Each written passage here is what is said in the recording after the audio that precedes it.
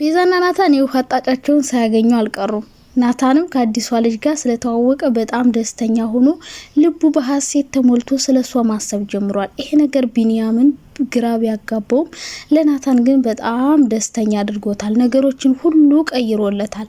ያፌትን ከማሳደድ በኤፍራታ ከመናደድ ተገላግሏል። በተለይ ደግሞ ኤፍራታና ያፌት ምሽት ላይ አብረው ሲሄዱ ካየ በኋላ ልቡ የመጨረሻ ተስፋ ቆርጦ ስለ ኤፍራታ ማሰቡን ትቷል። ኤፍራታ ተበላች። እስካሁን ድረስ የከፈለችለት መስዋዕት የሆነችለት ነገር ሁሉ ከሰረባት ማለት ነው።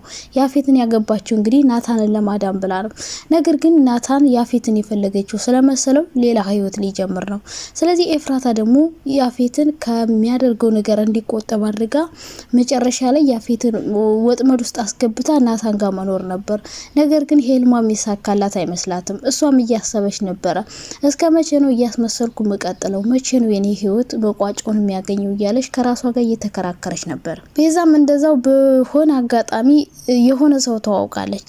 መንገድ ላይ ነበር የተገናኙት። እሷም እንግዲህ ጣራ እያየች ስትሄድ እሱ መኪና እየነዳ እንግዲህ መንገድ ላይ ተገጣጥመው ከወደቀች በኋላ ነበር እንግዲህ ላሳክምሽ የት ልውሰድሽ በማለት እንግዲህ አስፈቅዶ ቤዛን ቤታቸው ገብቶ ብዙ ነገሮችን አውርተው እሷ ስለሰየው ማንነት ባታቅም እሱ ግን ስለ ቤዛ በደንብ ያውቅ ነበር። ቤቱ በሙሉ የቤዛ ፎቶ ነበረ። ስለዚህ የቤዛ አፍቃሪ መጥቷል ማለት ነው። ቤዛ እንግዲህ ናታንን አፍቅራ ስትንከራተት ከኖረች በኋላ አሁን ግን ቆርጦላት የናታንን ፎቶ አውርዳ ማስቀመጥ ጀምራለች ማለት ነው። ስለዚህ ቤዛ እንግዲህ ልቧን የሚጠግልላት ሰው ሳይመጣ አልቀረም ማለት ነው። ሉሊት ይሄን ነገር መጠቀም ፈልጋ ነበረ። ለናታንና ለጽዮን ተናግራ እነሱ እንዲያኮርፏት፣ እንዲቆጧት፣ እንዲርቋት ወይም ደግሞ ስለ ነገሩ እንዲያጣሩላት ፈልጋ ነበር። ነገር ግን ቤዛ ሌላ ሰው ይዛ እንደመጣች ቤት ውስጥ ስትነግራቸው እነሱ እጅጉን በጣም ነው የተደሰቱት። ይሄ ነገር ለሉሊት መርዶ ሆኖባታል። እሷ ይቆጧታል፣ ያፋጥጧታል ብላ ጠብቃ ነበረ የተናገረችው። ነገር ግን እነሱ ቤዛ አዲስ ህይወት ስለጀመረች በጣም ደስተኛ እንደሆኑ እየነገሯት ነበር። ሰላም ውዴ ቻናሌ ቤተሰቦች እንዴት ናችሁ? ደህና ናችሁ? በጣም ደህና ነኝ እግዚአብሔር ይመስገን። ለቻናሌ አዲስ ከሆናችሁ ላይክ፣ ሼር፣ ሰብስክራይብ አድርጉ ማለት ነው።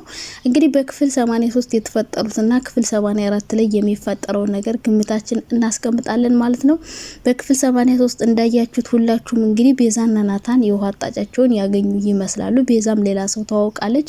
ጭራሽ ቤቷ ወስዳ ስለራሷ ህይወት እያወራችሁ ነበረ። ድጋሚም እንደሚገናኙ ቃል ተገባብተዋል ማለት ነው። ከዚህ በኋላ ብዙ ነገሮችን እናወራለን እያለችው ነበር። ቤዛም ስለ ራሴ ህይወት ቀስ በቀስ እነግርሃለሁ እያለችው ነው። ስላገኘችውም የተደሰተች ትመስላለች። በተለይ ናታን በደስታ ተውጧል። የተዋወቃትን ልጅ እንደወደዳት በተለይ ደግሞ ስራ አስገባሃለሁ የሚል ተስፋ ስለሰጠችው ናታን በሐሴት ልቡ ተሞልታለች። ይሄ ነገሩ ለቢንያም በጣም ግራ እያጋባው ነው። ምን እየሆንክ ነው አንተ ልጅ? ግን ምን እያደረክ ነው ያለው? ትናንት ተዋውቀ ዛሬ የዚህን ያክል መደሳሰት ለምን ያስፈልጋል? ካለፈው ህይወት አትማርም እያለው ነበር። እኔ መቼ አፈቀርኩ አልኩህ፣ ሰው ተዋወቅኩ አልኩህ እንጂ እያለ እንግዲህ ናታንም ቢሆን ስራ እንደሚውል ቤት እንደሚነግራቸው ነበረ ቢንያም የሚያውቀው። ነገር ግን ከዚህ በኋላ አንድ ነገር እንድትተባበረኝ እፈልጋለሁ። ስራ ምናልባት ስራ ቦታ ካጡኝ እኔ ልጅቷ ጋር እንደሆንኩ እንዳትነግራቸው እያለው ነበር ማለት ነው ለቢንያም። ቢንያም እንግዲህ ወዶና ፈቅዶ ይሄን ነገር ይተባበረዋል ወይስ ደግሞ እውነቱን ለነቤዛ ይነግራቸዋል? በእርግጠኝነት እነቤዛ ቢሰሙ ምንም አይሆኑም። ነገር ግን ጽዮን ይሄን ነገር ከሰማች ምናልባት ደስተኛ ላትሆን ትችላለች። ምክንያቱም ኤፍራታ ለሱ ብላ ይሄን ሁሉ ነገር እንደምታደርግ ጽዮን ብቻ ናት የምታውቀው። ኤፍራታ መደበቋ ነገሮችን ዋጋ ሊያስከፍላት ነው አሁን እንግዲህ። ስለዚህ ጽዮን ከሰማች ምናልባት ነገሮችን ልታስቆም ትችላለች። ምክንያቱም ኤፍራታ ለሱ ብላ ይሄን ሁሉ ነገር እንዳደረገች ከነገረችው እሱም ይሄን ነገር ያቆማል ብዬ ነው የማስበው።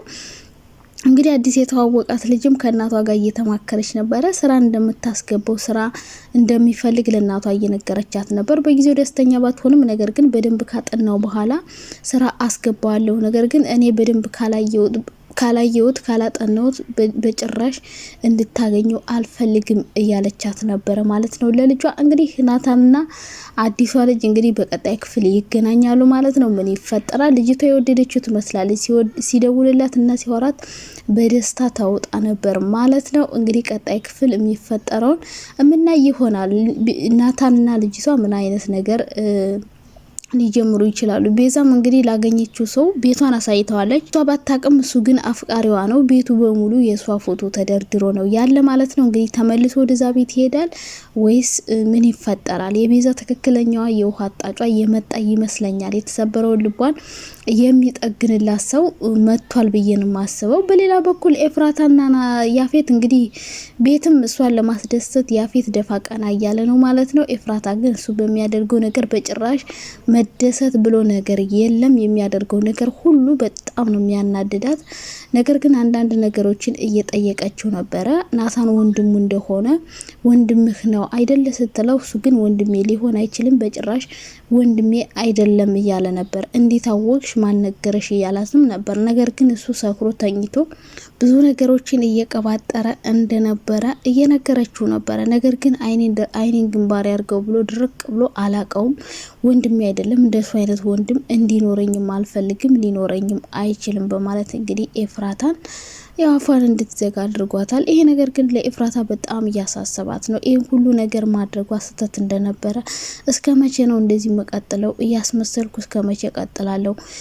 ያሰብኩትን ነገርስ እንዴት ነው ላሳካው የምችለው?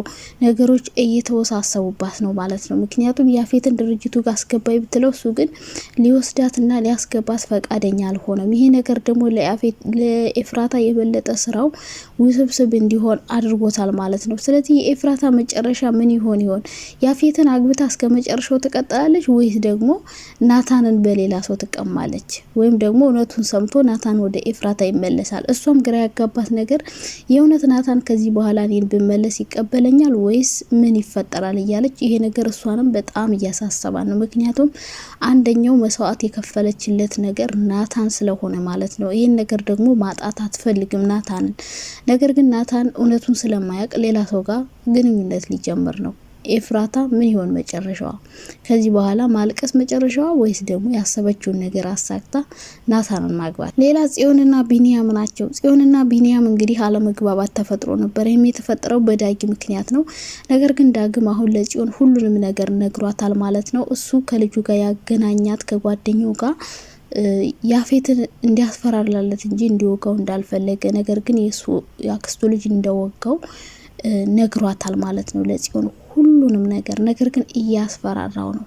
አሁንም እያስፈራራኝ ነው እያለ ጽዮንን ካላገናኘኝ ያፌትን የወጋው እሱ ነው ብዬ እናገራለሁ ለያፌት። ከዛ በኋላ ያፌት ምን እንደሚያደርግ እኔ አውቃለሁ እያለ ነበረ። ጽዮንም እንግዲህ ቢኒያም የጠላትና የራቃት በዚህ ምክንያት እንደሆን ገብቷታል። ስለዚህ ቢኒያም ደግሞ እውነቱን ስለማያውቅ እውነቱን አስረድተው ጽዮንና ቢኒያም ይቀጥላሉ ወይስ ደግሞ ዳግም ሌላ ወጥመድ ውስጥ ገብቶ ኤፍራታ ሌላ ስብራት ያጋጥማታል?